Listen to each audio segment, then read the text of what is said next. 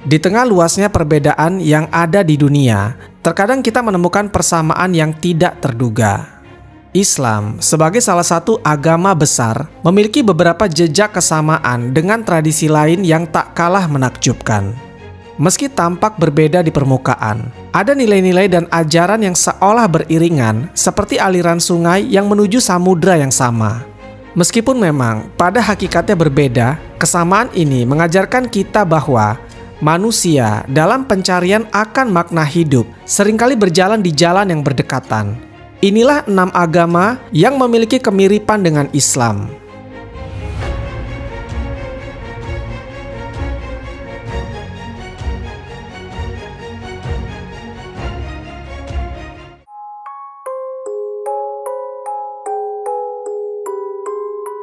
Agama Sikh adalah salah satu agama besar dunia yang berasal dari anak benua India.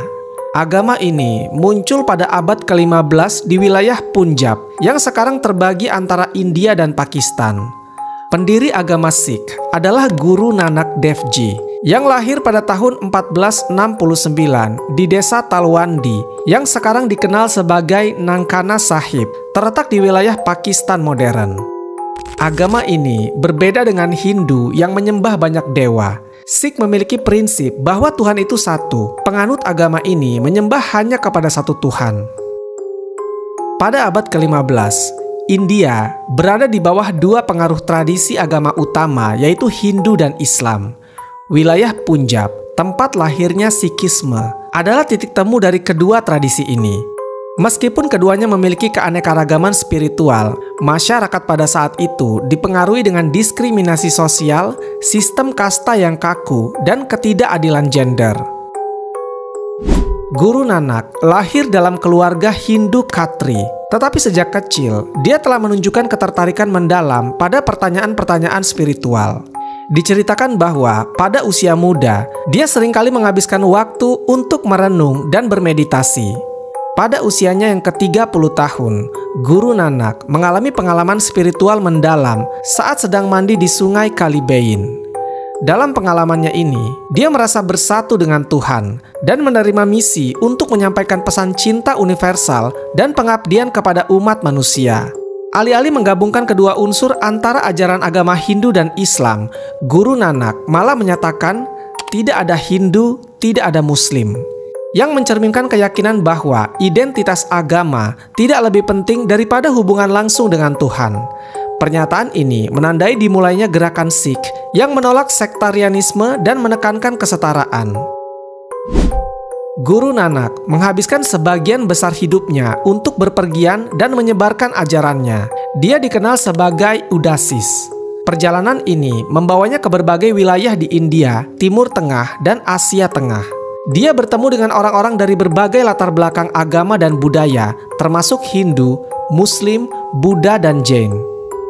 Dalam setiap pertemuannya, Guru Nanak menyampaikan pesan persatuan, keadilan, dan cinta.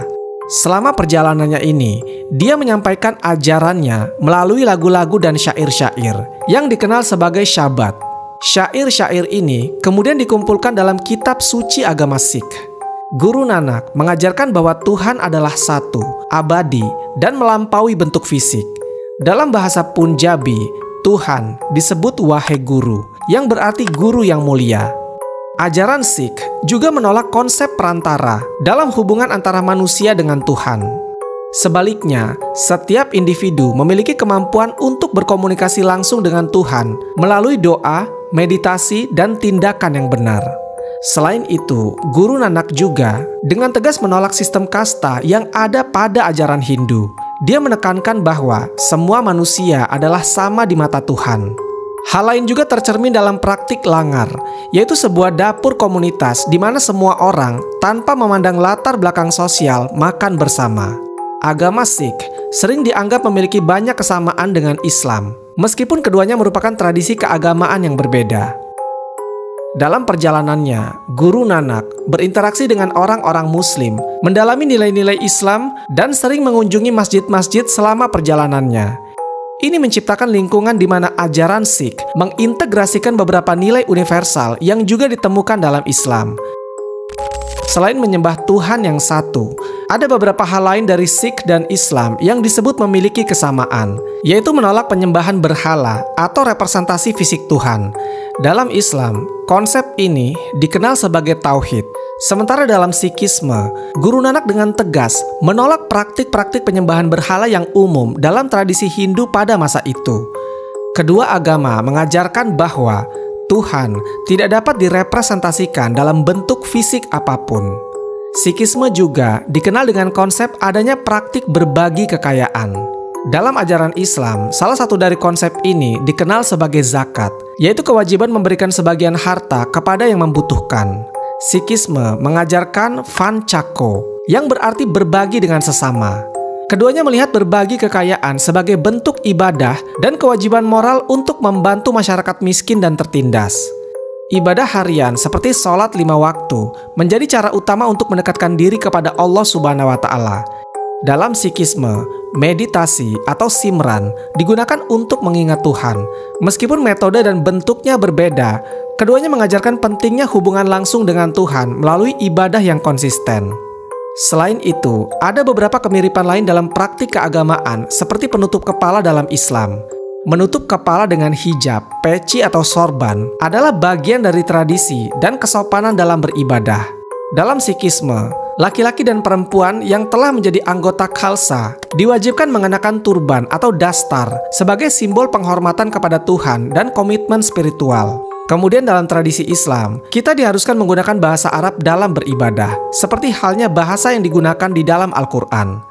Dalam kitab suci Sikhisme, yaitu kitab suci Guru Granth Sahib, yang ditulis menggunakan aksara Gurmukhi, tetapi mencakup puisi dan doa dalam berbagai bahasa, termasuk Arab dan Persia. Pengaruh bahasa-bahasa ini mencerminkan interaksi budaya antara kedua agama. Mengenai konsep makanan halal, dalam Islam, makanan yang dikonsumsi harus halal, dan adanya larangan untuk meminum alkohol atau sesuatu yang memabukkan. Sikhisme juga melarang penggunaan alkohol dan zat-zat yang dapat mengganggu kesadaran spiritual. Meskipun aturan makanan dalam Sikhisme tidak seketat dalam Islam, banyak umat Sikh mengadopsi gaya hidup vegetarian sebagai bagian dari ajaran non-kekerasan. Selain banyak kemiripan, ada beberapa hal yang membuat kedua agama ini berbeda, yaitu pandangan tentang kenabian. Islam mengakui Nabi Muhammad SAW sebagai nabi terakhir, sedangkan Sikhisme tidak mengakui konsep kenabian. Guru Nanak dianggap sebagai guru, bukan nabi, dan Sikhisme menolak gagasan perantara antara manusia dengan Tuhan. Kemudian mengenai kitab suci, Al-Quran adalah kitab suci bagi kaum muslimin yang diyakini sebagai firman Tuhan yang diwahyukan kepada Nabi Muhammad SAW. Dalam Sikhisme, kitab Guru Granth Sahib adalah kumpulan ajaran dari para guru Sikh dan penyair dari berbagai tradisi yang dianggap sebagai guru abadi. Dan yang terakhir untuk kedisiplinan dalam ibadah harian, sholat 5 waktu dalam Islam telah jelas dan tegas mengenai kapan dan jam berapa untuk pelaksanaannya. Namun dalam Sikhisme, waktu sembahyang harian cenderung lebih fleksibel dan berfokus pada meditasi dan pengabdian pribadi.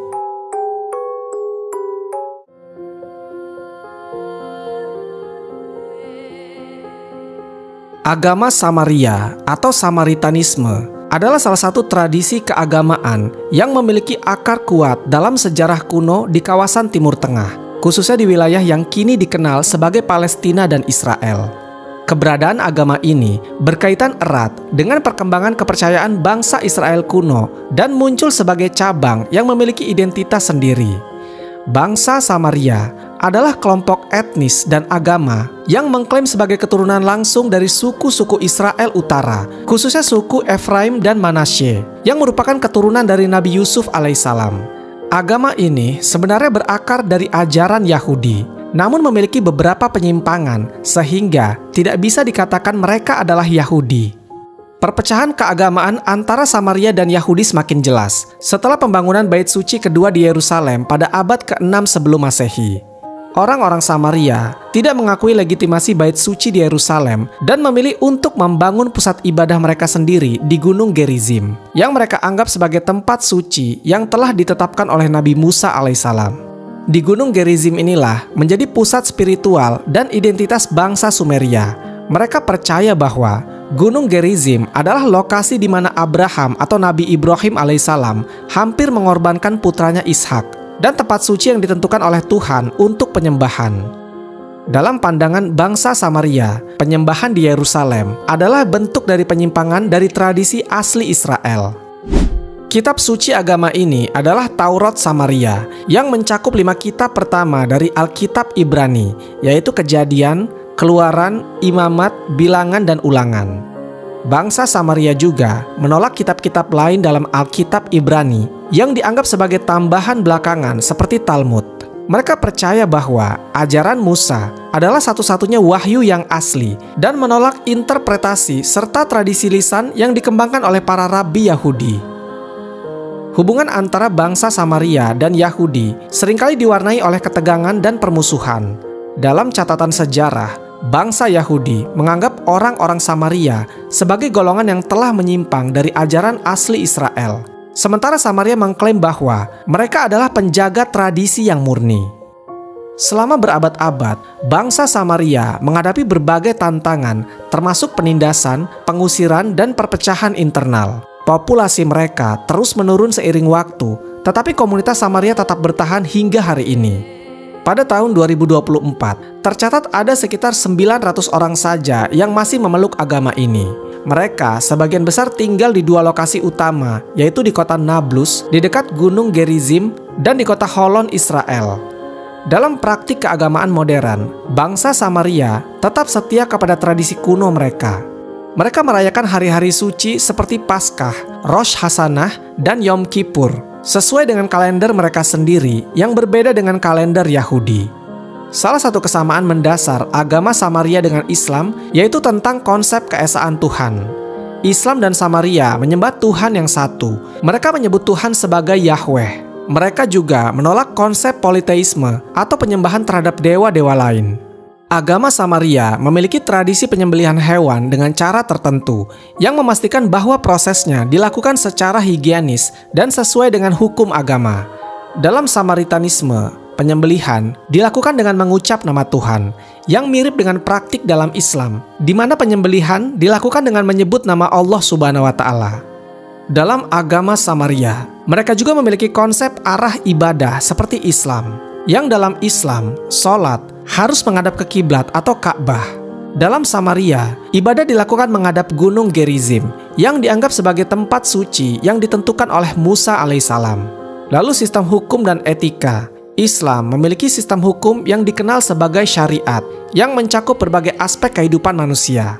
Seperti dalam agama Samaria, hukum Islam bertujuan untuk membimbing umat menuju kehidupan yang harmonis dan sesuai dengan kehendak Tuhan.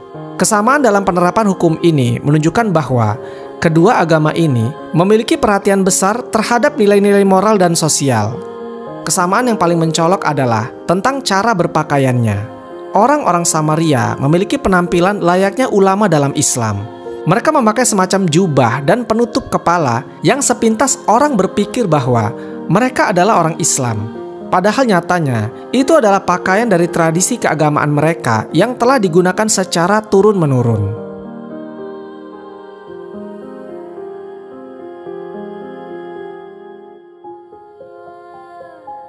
Yarsanisme, atau yang juga dikenal dengan nama Al-Ihaq, atau bisa juga disebut sebagai Yarsan, yang berarti sahabat Tuhan, adalah sebuah kepercayaan spiritual yang berkembang di wilayah Kurdistan yang meliputi sebagian besar Irak dan Iran. Agama ini memiliki akar yang dalam tradisi mistisme Timur Tengah dan memiliki karakteristik yang unik yang membedakannya dari agama-agama besar lainnya di wilayah tersebut. Yarsanisme diyakini mulai berkembang pada abad ke-14 di kawasan barat Iran, terutama di provinsi Kermanshah. Pendiri Yarsanisme adalah Sultan Sahak, seorang tokoh spiritual yang dianggap sebagai manifestasi ilahi oleh para pengikutnya. Sultan Sahak hidup pada masa dinasti Ilkhanid dan ajarannya menyebar di antara komunitas Kurdi dan berbagai kelompok lain yang tinggal di wilayah pegunungan. Dalam sejarahnya, Yarsanisme seringkali menjadi agama minoritas yang harus menghadapi tantangan berat termasuk diskriminasi dan penganiayaan. karena ajarannya yang bersifat esoteris dan tidak menganut norma-norma keagamaan mayoritas. Yarsanisme sering disalahpahami oleh masyarakat luar. Meskipun begitu, kepercayaan ini berhasil bertahan selama berabad-abad berkat kekuatan komunitasnya yang erat.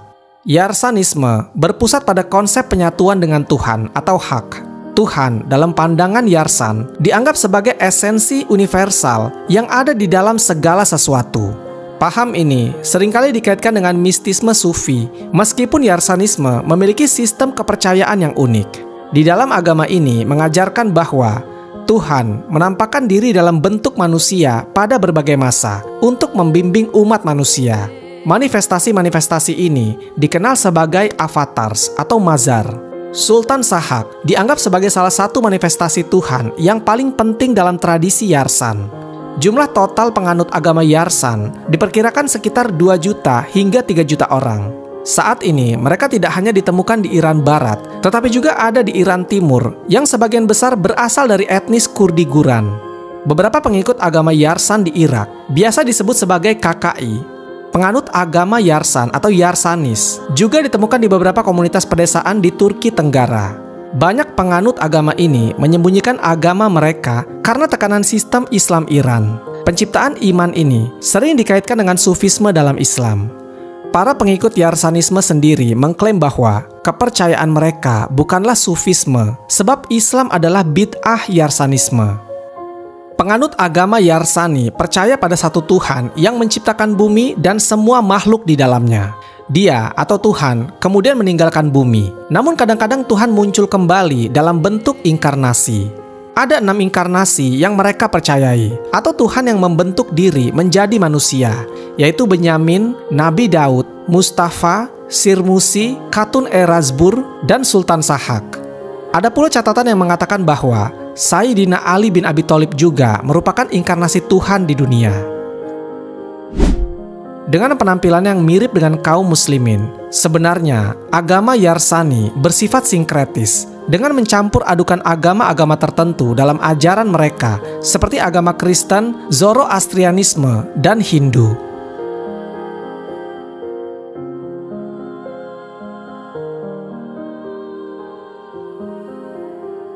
Agama Bahai sering dianggap memiliki banyak kesamaan dengan Islam. Agama ini lahir di Persia yang sekarang adalah Iran. Lahir pada abad ke-19 di tengah masyarakat yang mayoritas beragama Syiah, tepatnya pada tahun 1844. Agama atau kepercayaan ini dipimpin oleh seorang tokoh bernama Syed Subtan Musdadi, yang dikenal sebagai Bab, yang berarti pintu. Musdadi mengklaim dirinya sebagai utusan Tuhan dan membuka jalan bagi seorang nabi yang lebih besar yang akan datang setelah Nabi Muhammad SAW. Saat itu, agama atau gerakan ini dianggap sesat. Akhirnya pada tahun 1850, Musdadi dieksekusi oleh pemerintah Persia. Setelah kematian Musdadi, banyak pengikutnya menghadapi penganiayaan. Salah satu pengikutnya yang bernama Mirza Susain Ali Nuri yang kemudian dikenal sebagai Bahaullah. Pada tahun 1863, Bahaullah menyatakan bahwa dia adalah nabi yang dijanjikan oleh Musdadi. Pernyataan inilah yang menjadi titik awal berdirinya agama Bahai. Saat ini, jumlah penganut agama ini diperkirakan ada lebih dari 5 juta orang. Beberapa negara dengan jumlah penganut Bahai terbesar di dunia adalah India, Iran, dan Amerika Serikat. Agama Bahai saat ini tersebar di 247 negara di seluruh dunia, dan penganutnya berasal lebih dari 2.100 suku, ras, dan bangsa. Kitab suci agama ini disebut dengan nama Aqdas, yang ditulis sendiri oleh Bahaullah. Kitab ini menguraikan kepercayaan, hukum, dan ajaran sosial agama Bahai. Agama ini memiliki tempat ibadah yang disebut dengan Masyriku Adkar. Bahai merupakan agama monoteistik yang menyembah kepada Tuhan yang satu. Mereka memiliki puasa seperti kaum muslimin pada umumnya. Namun puasa mereka hanya 19 hari di bulan Mazia, yaitu kalender Bahai. Selama puasa, mereka tidak makan atau minum dari matahari terbit hingga matahari terbenam. Setiap 19 hari sekali, agama ini mengadakan pertemuan rutin yang disebut fast. Pertemuan ini melibatkan doa, diskusi spiritual, dan administrasi komunitas. Meskipun di dalam ajaran agama ini sangat menekankan perdamaian dan kesatuan, agama Bahai sering menghadapi persekusi, terutama di Iran, tempat asal agama ini. Pemerintah Iran tidak mengakui agama ini. Bahai dianggap sebagai kelompok, bukan agama, sehingga tidak ada alasan untuk melindungi mereka. Pemimpin tertinggi Iran menggencarkan kampanye anti-Bahai karena mereka menyebut bahwa orang-orang Bahai adalah orang kafir atau musuh dari agama Syiah. Para pemimpin politik Iran juga menganggap agama Bahai merupakan buatan Barat atau Zionis dengan tujuan untuk memecah belah komunitas Syiah. Walaupun banyak penganutnya di Iran, namun ada beberapa larangan untuk agama ini di sana, yaitu dilarang menyelenggarakan sholat secara bebas, dilarang bekerja di sektor publik, lahan pertanian penganut Bahai disita, pemakaman Bahai dihancurkan atau didoakan, dan masih banyak lagi larangan-larangan yang menyudutkan agama ini dengan tujuan untuk memusnahkan para pengikutnya.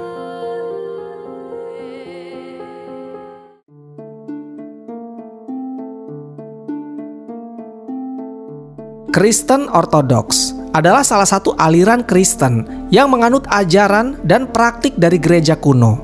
Kata ortodoks berasal dari bahasa Yunani kuno, yaitu ortos yang berarti benar, dan doxa yang berarti pengajaran.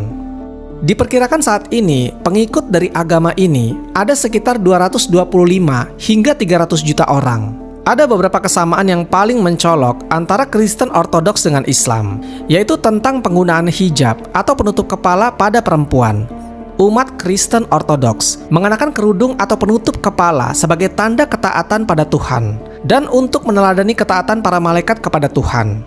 Selain itu, penggunaan kerudung juga merupakan bagian dari ajaran dan praktik kekristenan awal yang dibawa oleh Yesus Kristus. Penutup kepala ini juga menunjukkan simbol keberadaan wanita ada di bawah wibawa laki-laki. Ada pula yang mengatakan penggunaan kerudung, yaitu bahwa bagi Tuhan, rambut pada perempuan itu adalah mahkota bagi perempuan.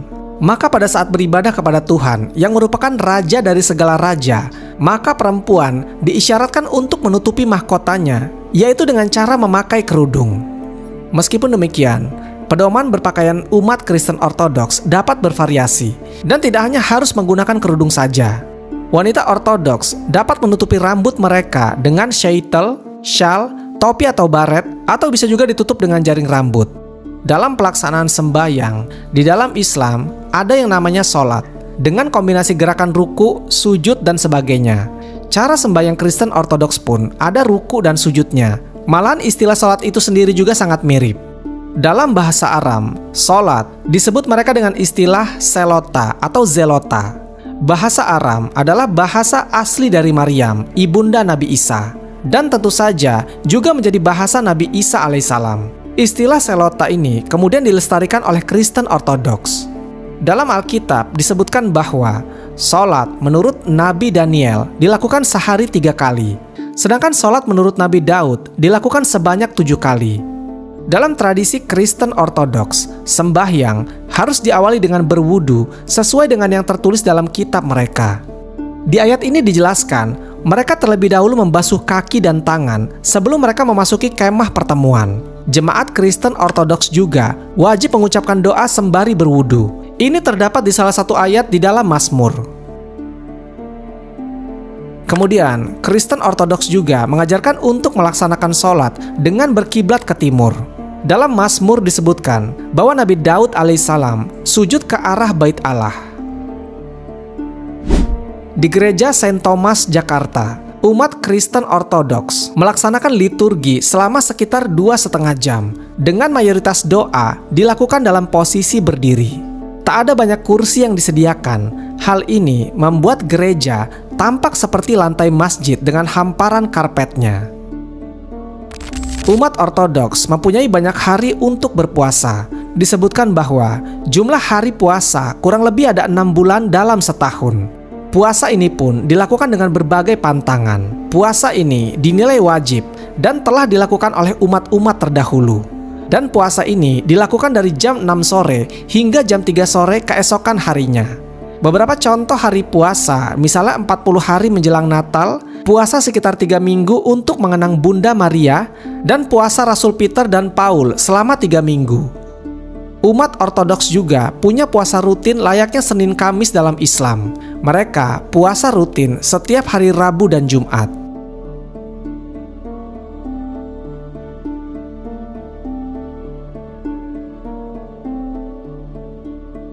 Agama Yazidi memiliki akar sejarah yang sangat kuno dan seringkali dianggap sebagai agama yang lebih tua daripada banyak agama-agama besar di dunia.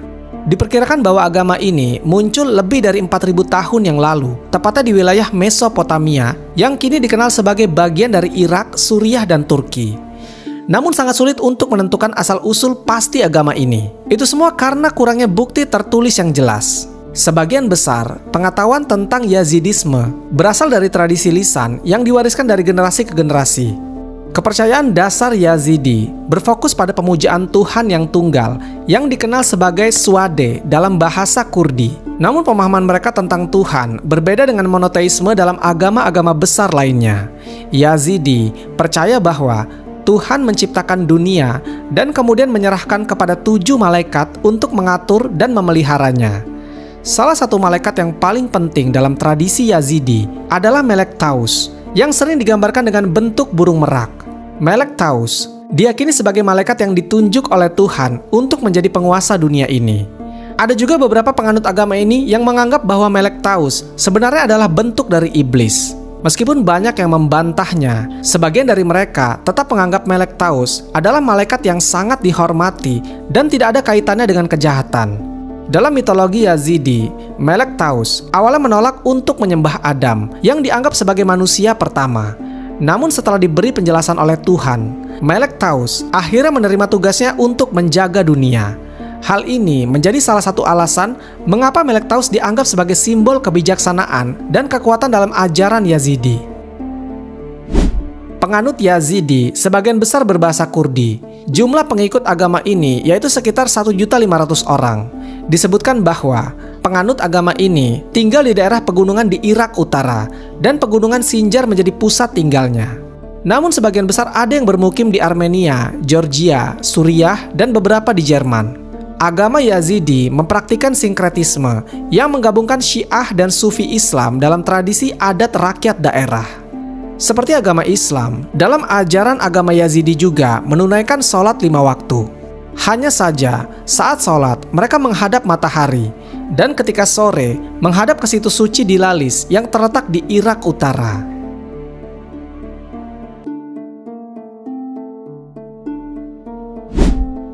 Akhirnya, kita menyadari bahwa di hamparan dunia yang luas ini, kepercayaan adalah cerminan jiwa yang memantulkan pencarian manusia akan kebenaran. Dalam Islam, kita diajarkan bahwa keberagaman bukanlah alasan untuk saling menjauh, tetapi ladang untuk menanamkan kasih sayang. Meski agama-agama ini menyerupai Islam dalam ajaran, praktik, dan keyakinan tertentu, mereka tetap berada di jalurnya masing-masing yang terjalin dalam sejarah dan tradisi. Islam mengajarkan kita untuk menjadi penyeru kebaikan, bukan hakim bagi yang berbeda. Wallahu a'lam bishawab. Semoga kisah ini bermanfaat. Lebih dan kurangnya mohon dimaafkan. Yang benar datangnya dari Allah Subhanahu wa Ta'ala. Khilaf atau keliru itu datangnya dari saya pribadi sebagai manusia biasa. Sampai ketemu di kisah-kisah seru yang penuh makna selanjutnya. Saya akhiri. Wassalamualaikum warahmatullahi wabarakatuh.